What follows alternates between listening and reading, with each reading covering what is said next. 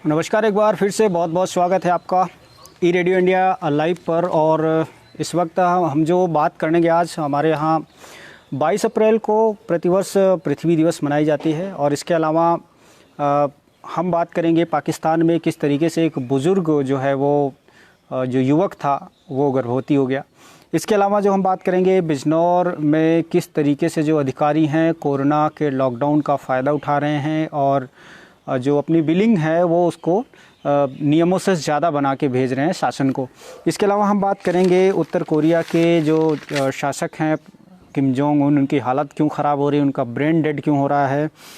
और बात करेंगे कि कौन सी ऐसी तकनीकी है भारतीय सभ्यता के अनुसार, भारतीय पुराणों में, भारतीय धार्मिक ग्रंथों में, जिसके अनुसार हम कोरोना से लड़ने जैसी स्थिति पैदा कर सकते हैं अपने शरीर के अंदर। तो बहुत बहुत स्वागत है। सबसे पहले बात करते हैं, आज पृथ्वी दिवस है। पृथ्वी दिवस की शुरुआत कब की गई थी उसके बारे में हम आपको बताना चाहते हैं। आज पृथ्वी दिवस के पूरे 50 साल हो गए हैं और इसके उपलक्ष्य में पूरा वर्ल्ड जो है वर्ल्ड अर्थ डे मना रहा है। ये एक वार्षिक आयोजन है जो पर्यावरण संरक्षण को आगे बढ़ाने के लिए किया जाता है। इसके अलावा तमाम तरीके की चीज़ें, जैसे पर्यावरण में आप देख लीजिए ग्लोबल वार्मिंग बहुत तेज़ी से बढ़ रहा है, धरती की उर्वरता कम हो रही है, गुणवत्ता कमज़ोर होती चली जा रही है। इसके अलावा हम अगर बात करें तो पॉल्यूशन हमारे धरती पर बहुत तेज़ी से बढ़ रहा है। तो इन सभी को रिमूव करने के लिए एक समर्थन देने की प्रक्रिया है जो हम लोग इंटरनेशनल वर्ल्ड डे के रूप में मनाते हैं। प्रतिवर्ष 22 अप्रैल को मनाया जाता है। और ये बता दें कि इसकी जो शुरुआत हुई थी वो कैसे हुई थी और किसने की थी। तो सबसे पहले मैं आपको बता दूं कि वर्ल्ड अर्थ डे की जो शुरुआत है अमेरिका के सीनेटर जेराल्ड नेल्सन ने 1970 में की थी और पर्यावरण शिक्षा के रूप में की थी। इसके बाद से लगातार इसकी जो परंपरा चलती रही और आज 50 वर्ष पूरे हो गए हैं। तो हम सभी आप लोगों से रिक्वेस्ट करते हैं कि धरती की जो ये परंपरा है इसको लगातार बनाए रखें, इसकी उर्वरता को मजबूत करने में सहयोग दें। और दूसरी जो खबर है वो बिजनौर में किस तरीके से अधिकारी लॉकडाउन का फ़ायदा उठा रहे हैं और लोगों की मदद करने के बजाय वो एक लंबी चौड़ी बिलों की फहरिस्त बनाकर शासन प्रशासन के सामने पेश कर रहे हैं। एक उदाहरण आया है, अनिल मिश्रा नाम के एक नोडल अधिकारी हैं जो बिजनौर में तैनात हैं, शासन प्रशासन की तरफ से तैनात किए गए थे। आज के अखबारों में भी बहुत प्रमुखता से ये खबर है कि उन्होंने एक दिन का 2300 रुपये के अकॉर्डिंग 15 दिन का बिल लगभग 34,500 का बना के इस प्रशासन के सामने पेश किया है कि उनकी जो एक दिन की खर्च है, उनके जो खाने पीने का खर्च है वो 2300 रुपये है। आप ये सोचिए कोरोना जैसी महामारी में अगर अधिकारी इस तरीके के स्टेप्स उठाते हैं तो कितना घिनौना और कितना मतलब घटिया सिस्टम है ये। भाई एक दिन में एक गरीब के यहाँ 2,000 से 3,000 के बीच में महीने भर का राशन आ जाता है और यहाँ पर डे की ये स्थिति है।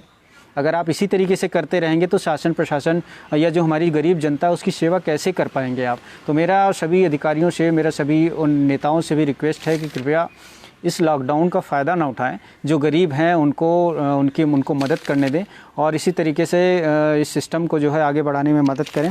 अब हम बात करते हैं उत्तर कोरिया के तानाशाह किम जोंग उन की, कि किम जोंग उन किस तरीके से इस वक्त बीमार हैं और अखबारों में ये खबरें आ रही हैं कि वो ब्रेनली डेड हो चुके हैं। लेकिन जो उत्तर कोरिया का जो ब्लू हाउस है, जिसे हम राष्ट्रपति भवन कहते हैं, वो इन सब चीज़ों से हालांकि इनकार कर रहे हैं। लेकिन CNN न्यूज़ चैनल ने ये कहा कि ऑपरेशन उनका हुआ था किसी चीज़ का और उसके बाद से उनकी हालात लगातार ख़राब है और ऐसे में जो वक्त है सभी को सबक सिखाता है। एक ऐसा तानाशाह किम जोंग उन जो लगातार अपने यहाँ की जो जनता है, अपने यहाँ के जो लोग हैं उनके ऊपर तानाशाही पूर्वक रवैया दिखाता है और किसी भी तरीके, जैसे पिछले दिनों एक कोरोना पेशेंट की उसने गोली मरवा कर हत्या कर दी थी।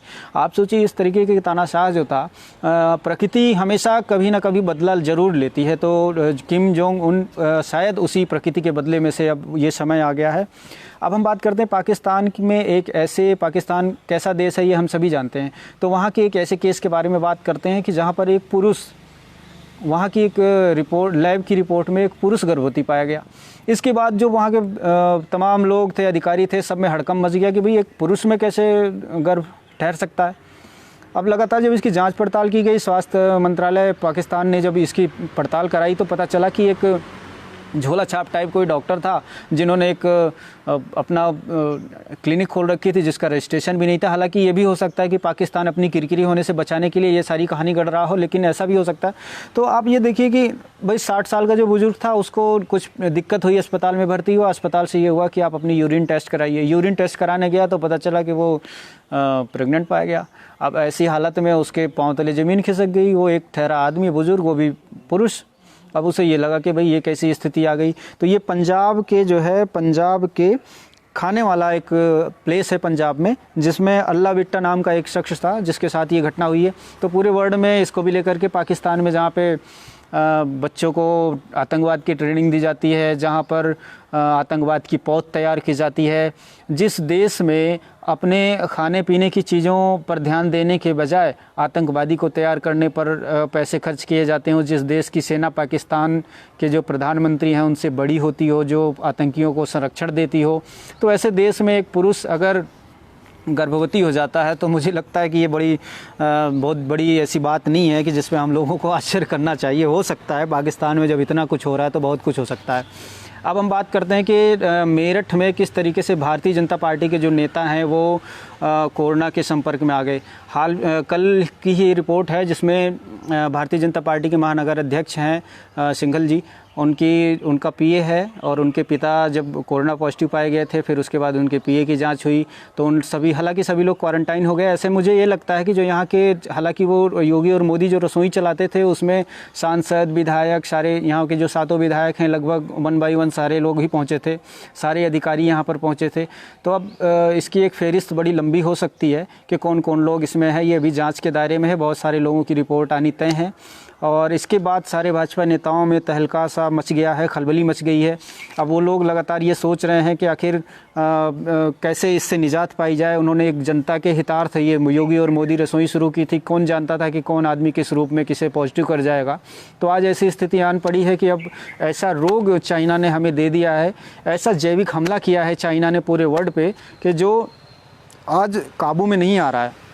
आप सोचिएगा, आप चाहकर भी किसी की मदद नहीं कर पाएंगे। अगर यही स्थिति रही तो किस तरीके से इस जनता का भला होगा।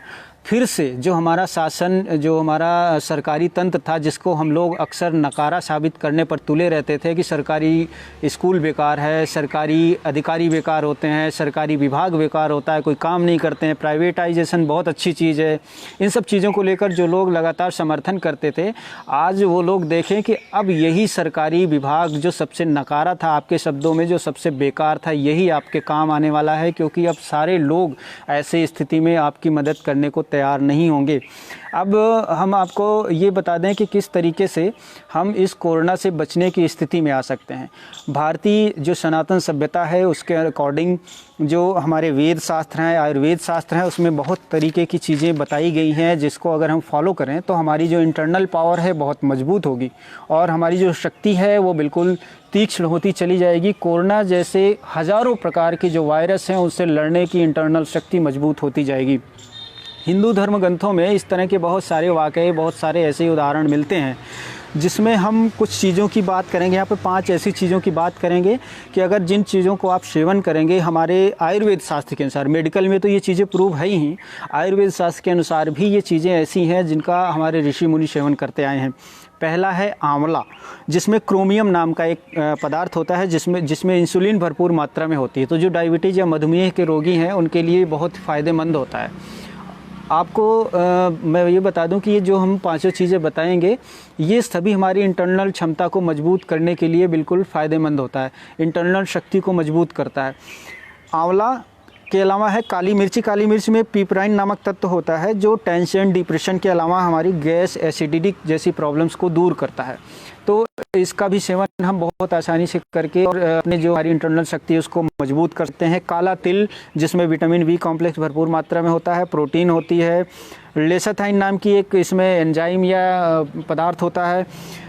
इसमें दिमाग की जो मांसपेशियाँ, जिनके दिमाग में हल्का फुल्का दर्द होता हो, आधे दिमाग में जिनके दर्द होता हो, उनके लिए ये जो काला तिल है बहुत ही रामबाण है, बहुत ही सुखदायक हो सकता है। अगर आप इसे खाएंगे तो आपकी एक तो इंटरनल शक्ति मजबूत होगी, दूसरा आपकी दिमाग की जो पावर है, वो दिमाग का जो पावर है वो मजबूत होगा और धीरे धीरे यहाँ की मांसपेशियाँ मजबूत होंगी।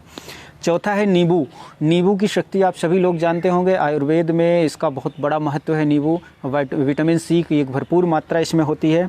अम्लीय गुणों से युक्त होता है, गठिया, जोड़ों और बुखार, सिर दर्द, कब्ज जैसी रोगों में बहुत फ़ायदेमंद होता है।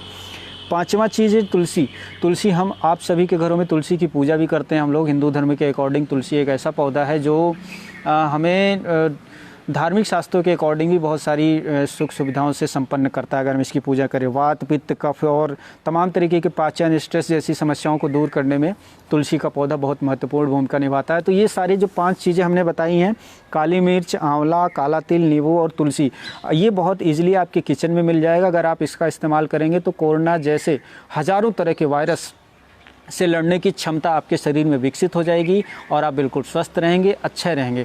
तो आज के लाइव में हमने जिन सभी चीज़ों की बात की, मुझे उम्मीद है कि आप सभी लोग, ज़्यादातर लोग इससे वाकिफ़ होंगे और बहुत सारे लोग जो वाकिफ़ नहीं होंगे वो कोशिश करेंगे कि इन चीज़ों को हम अपनी लाइफ में उतारें।